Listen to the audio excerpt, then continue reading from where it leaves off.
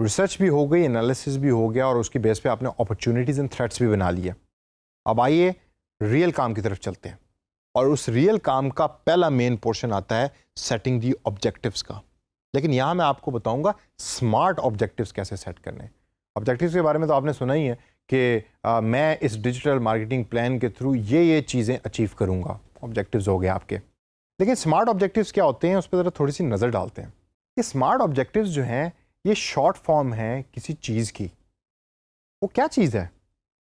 S stands for specific, M stands for measurable, A stands for achievable, और R stands for relevant, and T stands for time bound. This is what makes smart objectives. तो specific objective से क्या मुराद है? मतलब ये कि जब आप एक ऑब्जेक्टिव बना रहे हैं तो हवा में ना बनाएं, तो उसको स्पेसिफिक रखिए। अगर फेसबुक का है तो फेसबुक स्पेसिफिक करना क्या उस पर? भाई हमने उसके ऊपर for example number of users को इंक्रीज करना है, या हमने अपने कंटेंट के ऊपर लाइक्स ज़्यादा लेकर आने हैं, या हमने अपने कंटेंट्स पे कमेंट्स ज़्यादा लेकर आने हैं। उसको स्पेसिफिक रखिए। स्पेसिफिक से अगला पोर्शन जो आता है वो है मेजरेबल का। मतलब कि आपने कोई नंबर अटैच कर दिया है अपने ऑब्जेक्टिव्स के साथ कि जिसको आप मेजर कर सकते हैं। फॉर एग्जाम्पल हम अपनी फेसबुक पेज के ऊपर अगले 6 महीनों में 3000 लाइक्स लेकर आएंगे ऑर्गेनिक तरीके से। अब 6 महीनों के बाद जब आपने मेजरमेंट करनी है कि भाई क्या ऑब्जेक्टिव अचीव हुआ भी कि नहीं हुआ, तो आप क्या करेंगे? आप देखेंगे कि 3000 लाइक्स क्या बढ़े या नहीं बढ़े पिछले 6 महीनों में। इसी तरीके से हम अपनी पोस्ट के ऊपर 50 कमेंट्स लेकर आएंगे अगले 1 महीने के अंदर या अगले 6 दिनों के अंदर। मेजरेबल, तो स्पेसिफिक भी है और मेजरेबल भी है। तीसरा अचीवेबल और अटेनेबल। ऐसा ऑब्जेक्टिव हो कि जो आप अचीव कर सकें। ऐसा ना हो कि आप कहेंगे जी मैं ऑर्गेनिक तरीके से 1 घंटे के अंदर 50,000 लाइक्स इस पोस्ट के ऊपर लेके आऊँगा। वो मेजरेबल तो है और स्पेसिफिक भी है लेकिन अचीवेबल नहीं है मेरे नज़दीक। शायद अचीवेबल हो भी किसी केस में, लेकिन जो भी आप ऑब्जेक्टिव बना रहे हैं उसके बारे में पहले रिसर्च करें और देखेंगे उससे सिमिलर चीज़ें या ऑब्जेक्टिव्स या टैक्टिक्स जो यूज़ हो रही हैं उनके ट्रेंड्स क्या हैं। उसकी बेस पे आप अपने ऑब्जेक्टिव को उस तरीके का बनाएं। फिर आता है रेलेवेंट। आपका ऑब्जेक्टिव आपकी कंपनी और आपके प्लान के साथ रेलेवेंट होना चाहिए। आपकी कंपनी कहती है मुझे डिजिटल मार्केटिंग प्लान बना के दो और आप ऑब्जेक्टिव बना रहे हैं TV advertisement related, not relevant at all. तो इंडिविजुअल ऑब्जेक्टिव्स बनाएं।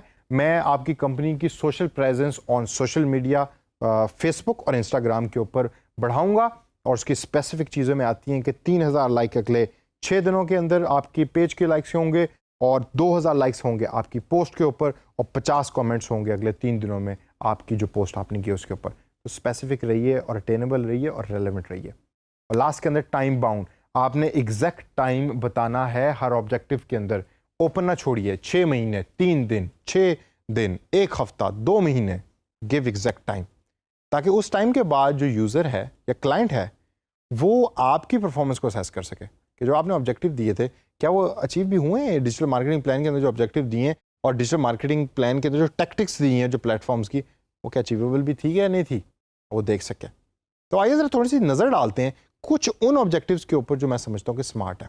फॉर एग्जाम्पल पहला ऑब्जेक्टिव है इंगेजमेंट का ऑब्जेक्टिव, जिसके अंदर है increase active customers by 500 this month. और एक्टिव कस्टमर की डेफिनेशन मैंने दी है कि active customer is equal to person who makes 1 interaction a week. अब आप अगर गौर करें तो ये इंगेजमेंट ओरिएंटेड ऑब्जेक्टिव है कि जो बड़ा स्पेसिफिक तरीके से लिखा हुआ है, जिसके अंदर इंगेजमेंट ओरिएंटेड ऑब्जेक्टिव को मैं अचीव करूंगा। अब इससे अगला ऑब्जेक्टिव अगर मैं देखूं वो है ई कॉमर्स रिलेटेड ऑब्जेक्टिव। वो क्या है? Achieve 10% revenue from e commerce website with in 3 years. और ई कॉमर्स के बाद अगला ऑब्जेक्टिव लीड ऑब्जेक्टिव है, जिसके अंदर आई कैन से कि get 1500 new online customers this year at an average cost per acquisition या CPA of $15 and profitability of $20। अब आप देख रहे हैं कि स्मार्ट ऑब्जेक्टिव की वो तमाम चीज़ें कितनी पर्टिनेंट तरीके से इन ऑब्जेक्टिव्स के अंदर ब्लेंड की हुई हैं। तो दोस्तों ये जहन में रखिए कि जब आप ऑब्जेक्टिव बना रहे हैं तो आप जहन लगाकर गौर से खामोशी से बैठ के उसको बनाएं और स्मार्ट के इस पर्टिकुलर टूल को यूज़ कीजिए। हर ऑब्जेक्टिव स्पेसिफिक होना चाहिए और स्पेसिफिक के साथ साथ टाइम बाउंड हो और दरमियान में जितनी बाकी एलिमेंट्स हैं स्मार्ट ऑब्जेक्टिव बनाने के वो उसका हिस्सा हों।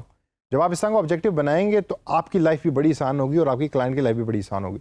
आपको पता होगा कि आपने क्या मेजर करना है at the end of the day और आपकी परफॉर्मेंस किस तरीके से मेजर हो रही है।